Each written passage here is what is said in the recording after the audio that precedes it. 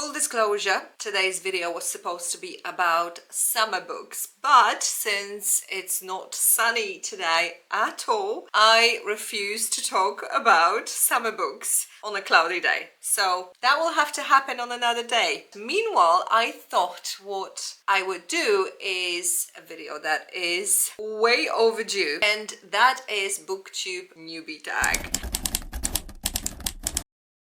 Hello amazing humans on the net, welcome back to my channel. I really enjoy watching other people's videos introducing themselves to BookTube, and while I do have a very brief 6-minute video that I did at the very beginning of my channel, it doesn't really give enough of the flavor of my channel. And now that I've been doing BookTube for over 6 months, I feel like we are here to stay. I am doing well in terms of being consistent and posting every week. I really enjoy it and it feels like it's the right time. The setup is very simple. I have got 10 questions here printed, which are the standard questions that all the new or most of the new booktubers use. So we're starting with question number 1.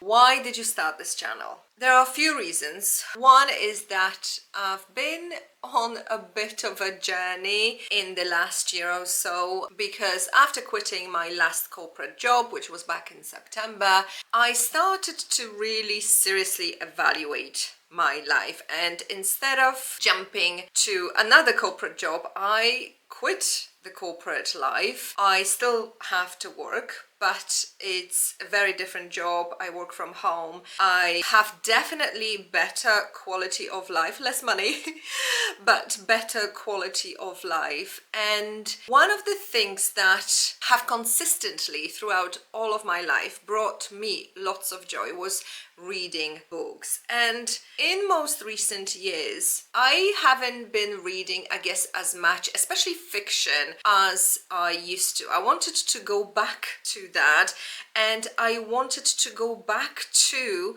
talking about these books because, well, there's just never enough conversations about books. And you know, I think BookTube is doing such a wonderful job in reviving the whole reading culture, making it cool, making it popular. Some of you may know I have 2 teenage children, and my 14-year-old son once told me, when I was asking him to ask his friends about what sort of books they read so that he would get some recommendations, he told me, "Mom, none of my friends are reading books. No one reads books anymore." And that was a bit of a shocking moment to me. So yes, I want to be part of that solution. I want to be part of the community that is making reading popular. And what better way of doing it than by joining the BookTube community? BookTube community is a fantastic community.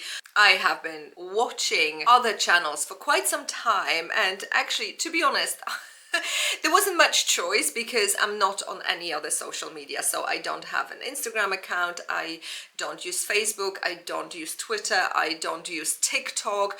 I have always been interested only in YouTube because of its educational aspect, and it is only long form that appeals to me, because I think it's only in the long form that you can present ideas in more depth. Question 2. What are some fun and unique things you can bring to BookTube? Well, I guess by default, because we are all so different, we are all bringing certain uniqueness to YouTube, whatever channel you may be having. You know, someone once said to me that there are 8 billion people in the world, and not only that there isn't anyone else like you, but there never has been and there never will be anyone exactly same as you, which, if you think about it, is pretty astonishing.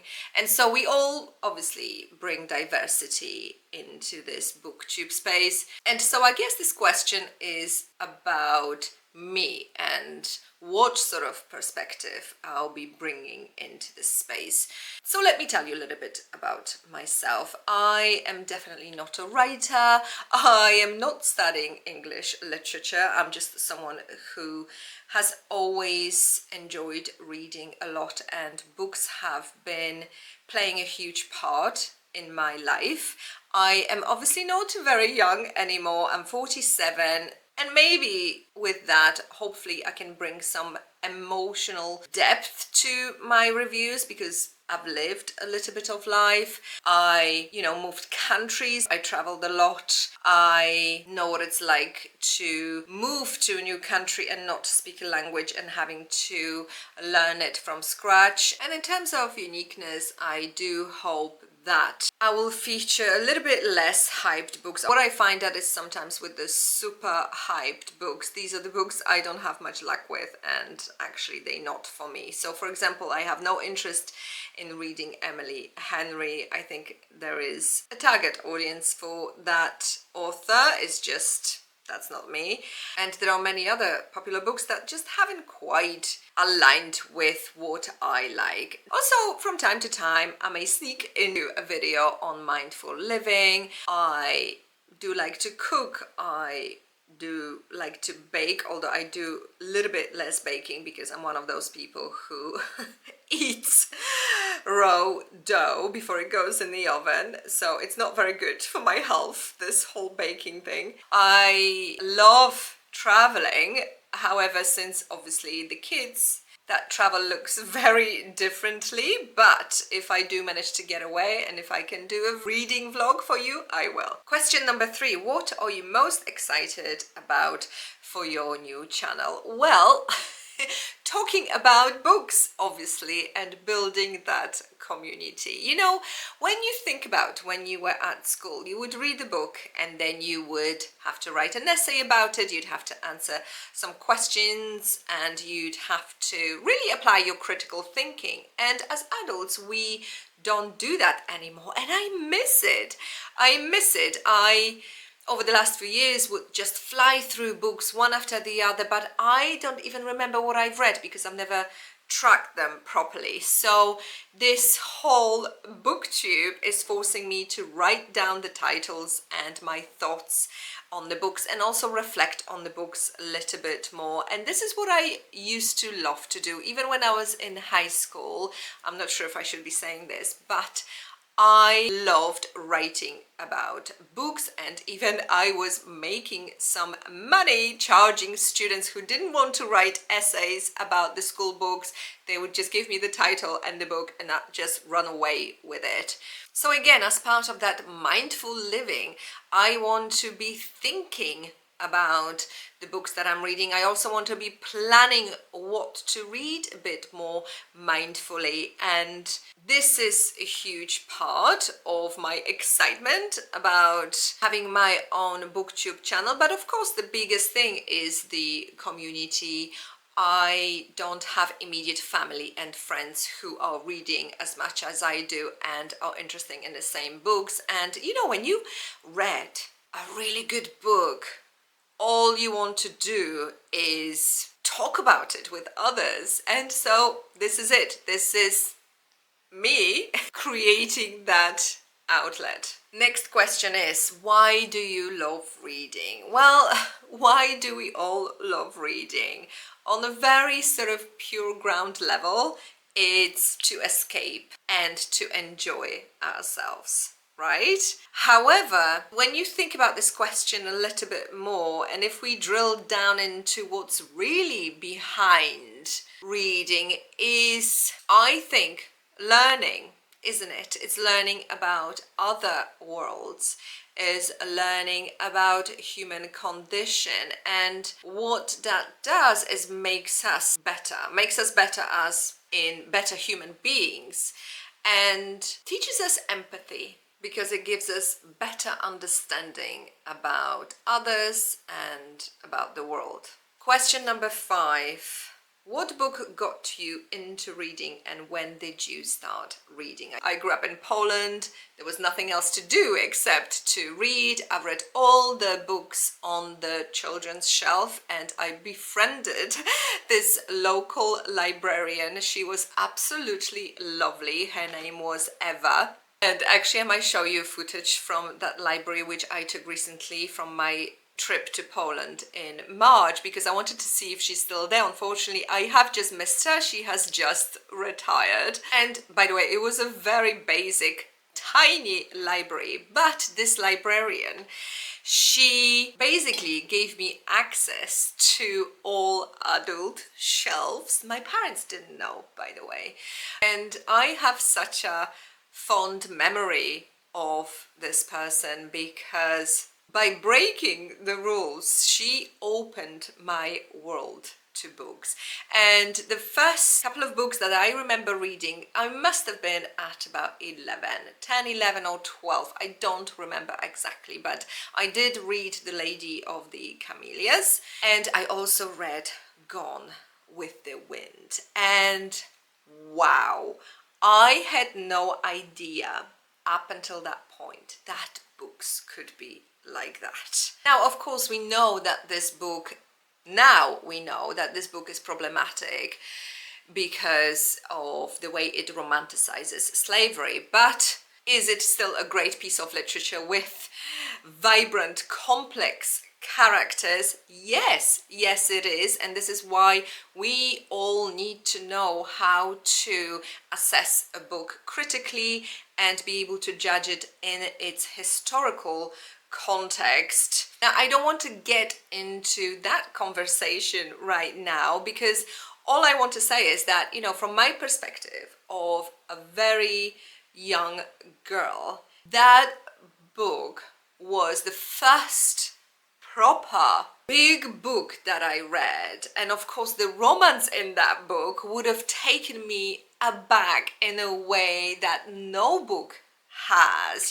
These two vibrant characters, Scarlett O'Hara and Rhett Butler. I mean, I remember devouring this book, and this is when I started reading lots of classics, lots of adult literature, completely unfiltered. And yes, if I said what was the one book that got me into reading, it was Gone with the Wind. And after reading that, I've read all of the sequels and prequels and whatever there was in relation to that book. Funny enough, I don't remember being overwhelmed by the size of the book. It's funny because now on BookTube, we do talk a lot about the sizes of the books for some reason, but it was never at that time when you're just discovering this world of books, it was never something you even mentioned. It wasn't a factor. Okay, on to the next question. Number 6. What kind of books do you like to read?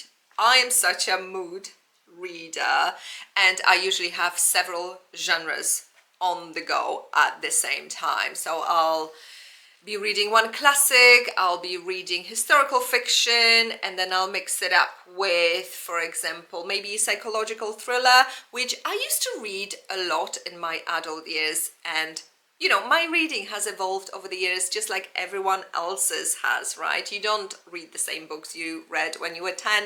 You don't listen to the same music that you were listening to when you were younger. So when I was a young adult, I did love psychological thrillers. I did enjoy that sort of element of commentary on human psyche more than the crime itself.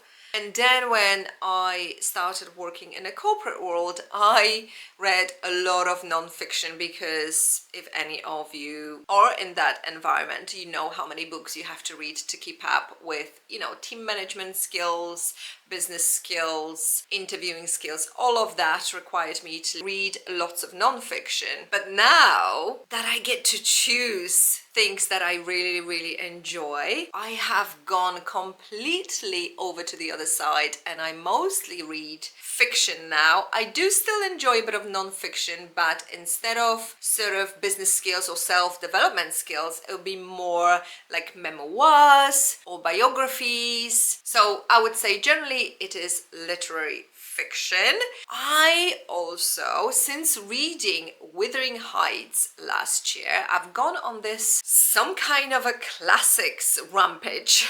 I'm really enjoying classics. I don't know if it's because the more classics you read, the more you condition yourself to like classics, and then you start craving classics. I'm not sure if that's happened to you, but I was looking at the list of the books I read this year, and I think I read more classics than contemporary fiction. So that's what you can expect from this channel. What you will definitely not see is me talking about fantasy. It's just not my thing, and not too much of a romance unless it's very literary romance. And the books that I've been reading maybe a little bit less in the past, but I'm trying to keep an open mind about them now and read them a bit more, are dystopian novels and science fiction. Question 7. Where do you read? Well, where do I not read? I definitely read in bed. I read whenever I'm on the train. I read in my office on my blue chair that you may have seen in my birthday video. I read in my garden shed. I read in my kitchen when I wait for my kettle to boil. I usually have a book somewhere near me, so instead of grabbing my phone, I do try to train myself to grab the book instead, and even if I just read a couple of lines, that's fine. I also listen to audiobooks on my dog walks, which I do a lot of. Oh, and sometimes I also read when I eat. It's a bad habit, I think some would say, but you know, when I'm on my own in the house and I eat my lunch, I will read at the same time. It's funny, I used to do it as a kid a lot, and it drove my mother crazy. And yes, apparently I've gone back to my childhood habits. Question 8. What questions would you ask your favorite booktubers? This is a tough one, but you know, amongst all these wonderful book recommendations that you hear from your favorite booktubers, I would love for them to pinpoint the top book that they would feel 100% confident that they can recommend. And I guess the question to ask would be, if you knew that I would die, what would be the book that you would recommend to me to read, the one book that I would be allowed to read before I die? I hope that if a question was phrased in that way, that would help dig out from all the recommendations their real top favorite recommendation, if you like. Question 9 is, what challenges do you think starting a BookTube channel will be the hardest to overcome? I know a lot of people say consistency, but I have given myself quite a minimal and realistic schedule, which is to post at least once a week. So I don't envisage problems with consistency. And if you asked me a few months ago when I was starting this channel, I would probably say something like technology, because I was learning how to edit videos, which was a whole thing. And I maybe would have said something like putting yourself out there on social media, because like I said, I'm not on any other social media, and I was a little bit wary of exposing yourself in this way to potentially negative comments. And I can tell you that this community has been absolutely amazing. I received hundreds of comments. I have not received one negative comment. It has been such a positive experience, and I guess everyone, just like me, is coming from the angle of, you know, if you don't like something, you just don't watch it. You don't necessarily have to criticize that other channel. And I think especially BookTube is very specific community where we all about positivity. We all here for the love of books, and that really comes through the, like I said, comments and, you know, the type of subscribers that you get. So yeah, it's been really wonderful experience. So I guess to answer the question, what my biggest challenge is as at today, I think realistically my biggest fear is to be able to create interesting content, and that's because of the guidelines I have set out for myself. For example, I don't plan on doing massive book hauls. I don't do a lot of TBRs because these are just not the kind of videos that I enjoy watching, and so I won't be doing those type of videos. But of course, these are the videos that are the easiest to do because you don't have to actually read the books to be doing these types of videos. So for the content that I'm doing, I do need to keep up with my reading, and so I guess the challenge there will be also to stick with my motto, which is to create content because of the books I read and not read the books because of the content that I have to create. So staying true to myself in that sense will be a challenge. And final question is, what does your bookshelf look like? Well, it's a tiny bookshelf. I think I only have 5 shelves, and it is designed to be tiny because I'm not the kind of person that has to own the books that I read. I'm a huge library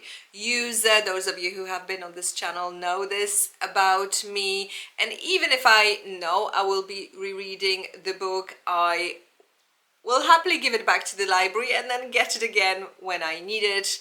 I do think that there's sometimes not enough distinction made here on BookTube between buying books and reading books. You really don't have to be buying books to be a reader. You don't have to own them. That may be your preference, but it's absolutely not necessary, and especially in the age of consumerism where we are told that we have to own this and we have to own that. I just want to be mindful about not owning books just for the sake of owning books. You know, a book only has a value to you if you have actually read it. Whether you own it or you don't own it, it's completely irrelevant. And I do have some books on my shelves, and I plan to rotate them as I read them. I don't, most of the time, have any kind of sentimental attachment to a particular copy. Most of the books I buy are also used copies. I like the idea of giving a book a second life. Oh, and before you say anything, you also are supporting authors by borrowing books from the library, because whenever you borrow your book from a library, the author of that book will also get a remuneration. So absolutely no need for you to spend the money, and I wouldn't want anyone feel like that is something that is potentially holding you back from reading. So that's it. These are my 10 questions. If you have lasted this long, thank you so much for staying with me until the end of this video. I fully appreciate. My channel will not be everyone's cup of tea, and it is not supposed to be. But if it does sound like something you would enjoy, then please consider subscribing. And like I said, I'm posting every Friday. Have a wonderful weekend, and I'll see you next week in my next video.